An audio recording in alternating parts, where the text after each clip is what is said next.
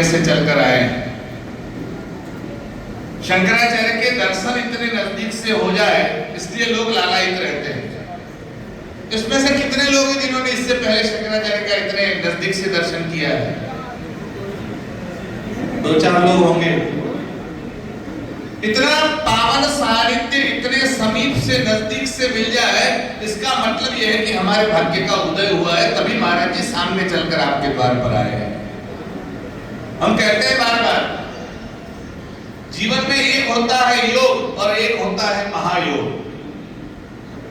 भगवान आदि शंकराचार्य ने लिखा, महायोग पीठे तटे भीमरथ्यम परम पुंडरीकाय दातुम मुनिंद्रे। महायोग किसे कहते हैं? अगर मान लो कोई बिल्ली भूखी है और बिल्ली को खाने की इच्छा हुई, वो खाना ढूंढते ढूंढते आपके किचन में, आपके रसोई घर में पहुंच जाए और बिल्ली को रूखा सूखा भोजन मिल जाए, तो बिल्ली का भोजन के साथ योग हुआ। लेकिन वही बिल्ली घर में से जा रही हो और मक्खन की मटकी ऊपर से गिरे और सीधी बिल्ली को मिल जाए, तो बिल्ली के जीवन में महायोग हुआ। आप सबके जीवन में महायोग हुआ। शंकराचार्य सामने चलकर आपके घर पर आए हैं। इस महायोग की क्षण, और महाराज जी जब आए हैं तो एक संदेशा लाए हैं। बिन बुलाए शंकराचार्य किसी के घर, किसी के द्वार पर, किसी के गांव में नहीं जाते, क्योंकि ये परंपरा बहुत विरल परंपरा है। साक्षात भगवान शंकर ही आदि शंकराचार्य के रूप में अवतरित हुए। हमारे यहाँ पुराणों में लिखा है, शंभुर्मूर्तिश्चरति भुवने शंकराचार्य रूपा। साक्षात भगवान शंकर ही शंकराचार्य बनकर आए और भगवान शंकराचार्य ने 32 वर्ष की उम्र में पूरे भारत की प्रदक्षिणा करके 4 दिशाओं में 4 मठ की स्थापना की। उसमें से हमारा ज्योतिर्मठ, जो उत्तर भारत का मठ यानी बद्रीनाथ में जो स्थापित है, उस परंपरा में पूज्य महाराज श्री वहां के शंकराचार्य ज्योतिर्पीठ के शंकराचार्य के रूप में विराजमान हुए। और भगवान शंकराचार्य ने लिखा कि इस गद्दी पर जो आएगा उसे आप मेरा ही स्वरूप समझे। अर्थात भगवान शंकर ही शंकराचार्य का रूप लेकर आए और शंकराचार्य की गद्दी ऊपर आने वाला वही शंकराचार्य का रूप होता है। अर्थात हम ऐसा मानते हैं कि साक्षात भगवान शिव ही शंकराचार्य के रूप में आप सबके बीच में विराजमान है।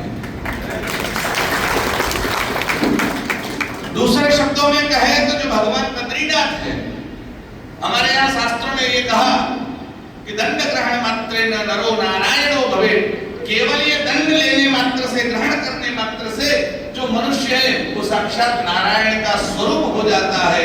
इसलिए हमारे यहाँ दंडी सन्यासी को नारायण स्वरूप माना गया है। ये भगवान का चल विग्रह है। ये चलते फिरते भगवान विष्णु, भगवान बद्रीनाथ आपके बीच में विराजमान है। समस्त विश्व के जो गुरु हैं, इसलिए हम उनको जगत गुरु कहते हैं। वो केवल मेरे गुरु या आपके गुरु नहीं, ब्रह्मांड में, विश्व में जितने भी लोग हैं उन सबका कोई गुरु है, तो वो हमारे शंकराचार्य है।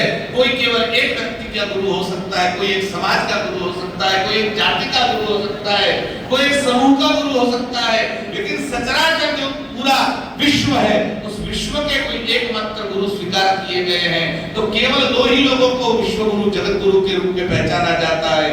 एक भगवान द्वारकाधीश जिसको आप बुलाते हैं वसुदेव सुतं देवं कंसचाणूरमर्दनम देवकी परमानंदम कृष्णम वंदे जगत गुरु। तो एक तो जगत गुरु श्री कृष्ण है और दूसरे अगर कोई जगत गुरु है तो वो हमारे शंकराचार्य है। 2 ही जगत गुरु है। उसमें से भगवान शंकर का साक्षात स्वरूप अर्थात जगत गुरु जी का आगमन आपके बीच में हुआ है। और महाराज जी अभी भी आपने सुना, देवेंद्र पांडे जी आपको बता रहे थे कि महाराज जी गोरक्षा के लिए गविष्ठी लेकर आपके बीच में आए।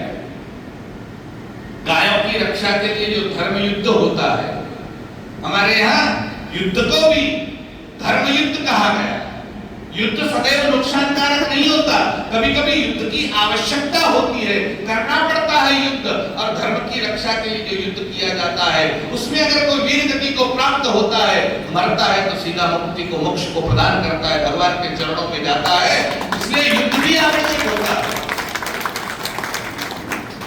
ऐसा नहीं कि संत लोग केवल आश्रमों में बैठकर माला घुमाते रहे, उपनिषद पढ़ते रहे, ये कर सकते थे।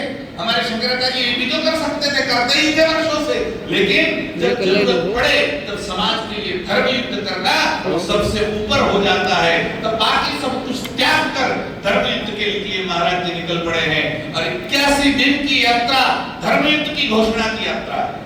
आपको समझाना है कि धर्म युद्ध क्यों है, क्या है, किस लिए है।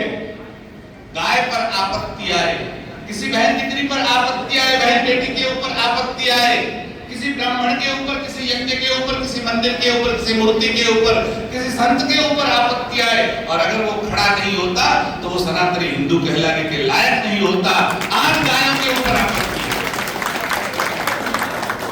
आज गाय की रक्षा अनिवार्य हो चुकी है, गाय घटती जा रही है। जब भारत स्वतंत्र हुआ 1947, केवल 78 वर्ष हुए। 78 वर्ष के पहले के आंकड़े देखिए, उस वक्त भारत में गोवंश की संख्या कितनी थी? 93 करोड़, 93 करोड़ गोवंश था जब भारत स्वतंत्र हुआ। तब हमारी और आपकी जनसंख्या कितनी थी? केवल 33 करोड़। 33 करोड़ प्रजा थी और 93 करोड़ गाय थी, अर्थात हमारे से 3 गुना ज्यादा। एक मनुष्य बराबर 3 गोवंश था। आज की हालत, आपकी संख्या कितनी है? कितनी बन गई भारत की जनसंख्या? 150 करोड़ पहुंच गई है। मतलब 33 करोड़ से हम 150 करोड़, 5 गुना बढ़ गए। अब गाय कितनी रह गई? 90 करोड़ से घटते घटते घटते 9 करोड़ गाय बची। 90 करोड़ से 9 करोड़, मतलब हमारी 10% गौमाता बची है। 90% गौमाता को काट कर, बेच कर, यहाँ से विदेश में मांस बेच कर हम लोग उसका मुनाफा कमा रहे हैं। और भारत आज विश्व का दूसरे क्रम का गोमांस निर्यातक या मीट निर्यातक बन चुका है। हम गाय का मांस बेच रहे हैं, हमारे शर्म आनी चाहिए। जिस देश में गाय के मांस की बात तो दूर, अगर कोई गाय को डंडा मारता है उसको भी अपराधी माना जाता है। अरे गाय के गोबर को अगर कोई पैरों से छूता है, ठोकर मारता है, उसकी प्रजा कुरूप होती है। ऐसे हमारे वेदों का वचन है। अर्थात गाय की पूजा हमारे यहाँ रही है। एक कोई ऐसा स्थान नहीं होगा जहाँ गाय की पूजा न होती हो। आप देखिए पूरे भारत में आपने अलग अलग भगवान के वाहन देखे, देवताओं के अलग अलग वाहन हैं। कोई मकर पर विराजमान है, कोई बैल पर विराजमान है, नंदी पर भगवान शंकर विराजमान है, कोई गरुड़ पर विराजमान है, कोई सांप पर विराजमान है। आज तक आपने ऐसा कोई देवता नहीं देखा होगा जो गाय पर विराजमान हो। यह संभव नहीं है। गोमाता के ऊपर कोई देवता विराजमान नहीं होते, क्योंकि देवताओं की भी जो पूजा है वो गोमाता है। सारे देवता जिसके शरीर में निवास करते हैं, 33 करोड़ देवता। अरे जब होड़ लगी कि कौन जाकर गाय के शरीर में निवास करेगा और सब लोग जाने लगे, तब लक्ष्मी जी और गंगा जी को लगा कि अब हमारा नंबर नहीं लगेगा। तब लक्ष्मी जी और गंगा जी दौड़ती हुई गई और गौ माता से प्रार्थना की, हमको भी स्थान दे दीजिए। गौ माता ने कहा कहीं स्थान बचा नहीं है। तब लक्ष्मी जी ने कहा मुझे गोबर में निवास दीजिए, और गंगा जी ने कहा मुझे गोमूत्र में निवास दीजिए। गोमूत्र और गोबर में लक्ष्मी और गंगा जी का वास है। ऐसी पवित्र गौ माता और उसके ऊपर जो आपत्ति है, उस आपत्ति से विदारण हेतु आप सबको जगाने के लिए शंकराचार्य जी 80 दिन 81 दिन की यात्रा निकले हैं। उत्तर प्रदेश की सरकार को महाराज जी ने अल्टीमेटम दिया कि 40 दिनों में आप असली हिंदू अपने आप को सिद्ध करो। अगर असली हिंदू हो तो आप गौ माता को राज्य माता घोषित करो। जो विश्व की माँ है उसको माँ कहने में क्या तकलीफ है, लेकिन आपका उत्तर प्रदेश का मुख्यमंत्री राज्य माता नहीं कह सका, इसलिए महाराज जी को धर्म युद्ध की घोषणा करनी पड़ी। 81 दिन में 403 विधानसभा, आज तक किसी नेता ने नहीं किया, किसी संत ने नहीं, महंत ने नहीं, किसी सामाजिक कार्यकर्ता ने 81 दिन में 403 विधानसभा पर परिभ्रमण करके एक एक जन से संवाद स्थापित किया है, तो वो हमारे शंकराचार्य जी ने किया है। ये 81 दिन के बाद 24 जुलाई को यात्रा लखनऊ पहुंचेगी, और लखनऊ में जब महाराज जी खड़े होंगे और गो गर्जना करेंगे, तो उस गर्जना के वक्त पूरे हिंदू समाज को चतुरंगिणी सेना के माध्यम से वहां एकत्रित होना है। जो लोग अपने आप को गो सेवक समझते हैं, जो असली हिंदू समझते हैं, जो शंकराचार्य की सेना में जुड़ना चाहते हैं, उन लोगों से हम आह्वान करने के लिए, आमंत्रण देने के लिए यहाँ पर आए हैं। आप में से कौन कौन लखनऊ आएगा 24 जुलाई को? सभी लोगों को आना है। कोई बाकी न रहे, न केवल आप, आपका परिवार, आपके भाई, आपके बंधु, आपके मित्र हो तो उनको फोन करिए, मैसेज करिए, आज से तैयार करिए। 24 तारीख को काशीराम स्मृति उपवन सुबह 11 बजे से लेकर 2 बजे तक इस सभा में आपकी उपस्थिति अनिवार्य है। वहां खड़े रहकर महाराज जी के साथ हम लोग गर्जना करेंगे कि उत्तर प्रदेश की सरकार चुनाव से पहले गाय को राज्य माता घोषित करे, और घोषित नहीं करती है तो ऐसी सरकार को उखाड़ फेंकने के लिए हम लोग अपनी उंगली का प्रयोग करेंगे। आज का युद्ध तीर तलवार से नहीं, बंदूक से नहीं, तोप से नहीं, गोले बारूद से नहीं, किससे लड़ा जाता है? उंगली से लड़ा जाता है। कैसे लड़ा जाता है? वोट देकर लड़ा जाता है। अगले चुनाव तक की परिसीमा में अगर गौ माता राज्य माता नहीं बनती तो ये काम हम सबको करना है। ये आह्वान करने के लिए आप सबको 24 जुलाई को वहां पर उपस्थित रहना है।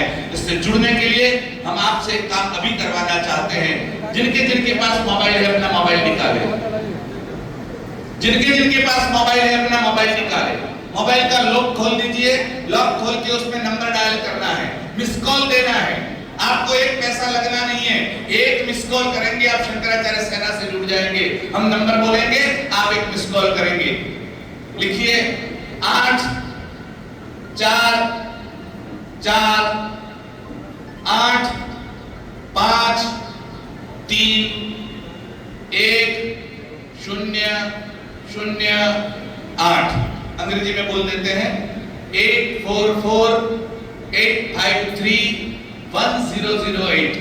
इस नंबर पर मिस कॉल करिए, आपको व्हाट्सएप पर मैसेज मिलेगा, उसमें आपका नाम पता लिख के भेज दीजिए, आप सीधे शंकराचार्य से जुड़ जाएंगे। आप फिर से एक बार आप सबको 24 जुलाई के लिए आमंत्रण देते हुए पूज्य महाराज श्री के श्री चरणों में निवेदन करते हैं, हम सबका मार्गदर्शन के आशीर्वाद।